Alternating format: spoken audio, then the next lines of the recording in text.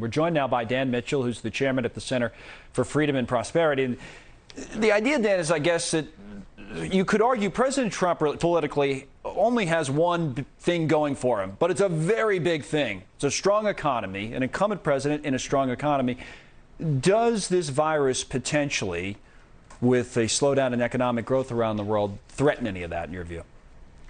There's no question if the virus gets worse, if you begin to not only have problems in China, but South Korea, Italy, Iran, although that doesn't matter. We don't have much trade with them. But it could really crimp world trade, which, by the way, hopefully will educate Trump that trade is good, not bad. And if the economy slows down because trade slows down, that could threaten Trump. But I'll throw one thing out. Yep. My pro-Trump friends and my anti-Trump friends, the one thing they all agree on is he's a master of controlling the narrative. So I don't think Trump will sit back and just let the media or Bernie Sanders or Bloomberg or anybody spin a story. He'll get out there very aggressively and say, this is the fault of the virus, this is the fault of China, it's not my fault, and we're going to do X, Y, and Z to deal with it. So I think publicly, he'll do much better with the coronavirus than, say, George W. Bush did with TARP. You know, Bush let the financial crisis get blamed on the free market when it was actually caused by the Federal Reserve and Fannie Mae and Freddie Mac.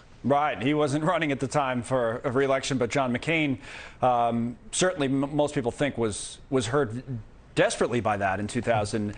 It's tough to blame someone politically, right, for a virus, but does that blame matter politically, do you think? If the economy is slowing down, maybe people don't care why it's slowing down, just when it is means more than anything else, it seems like.